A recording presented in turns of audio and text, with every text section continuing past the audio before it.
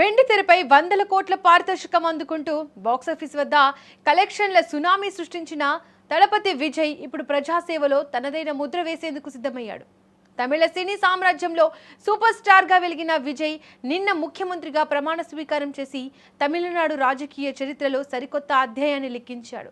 భారీ సినిమా సెట్ల నుంచి అసెంబ్లీ హాలుకు చేరిన విజయ్ ప్రయాణం ఇప్పుడు చర్చనీయాంశంగా మారింది. సాధారణంగా సినిమాల్లో టాప్ హీరోగా ఉన్నప్పుడు విజయ్ ఆదాయం లెక్కలే వేరు. కానీ ప్రజాప్రతినిధిగా మారిన తర్వాత లెక్కలు పూర్తిగా మారిపోతాయి. తమిళనాడు ముఖ్యమంత్రిగా విజయ్ కు నెలకు 2,05,000 రూపాయల ప్రాథమిక వేతనం అందుతుంది. దేశంలోని ఇతర రాష్ట్రాల ముఖ్యమంత్రులతో పోలిస్తే ఇది కొంత తక్కువగానే అనిపించినా ప్రజాసేవలో జీతం కంటే బాధ్యత ముఖ్యమని ఆయన భావిస్తున్నారు.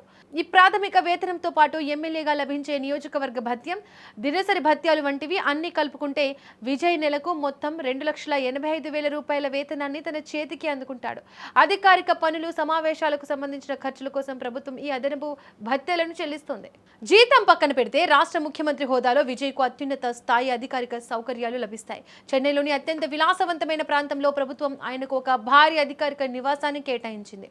ఇందులో ఆయన వ్యక్తిగత నివాసంతో పాటు కార్యాలయ పనులు చూసుకోవడానికి క్యాంప్ ఆఫీసు సిబ్బందికి కావాల్సిన వసతులు ఉంటాయి. ప్రయాణాల విషయానికి వస్తే ముఖ్యమంత్రి భద్రతా రీత్యా అత్యంత సురక్షితమైన బుల్లెట్ ప్రూఫ్ ఎస్యూవి వాహనాన్ని, దానికి తోడుగా ఒక భారీ కాన్వాయ్ను ప్రభుత్వం సమకూర్చింది.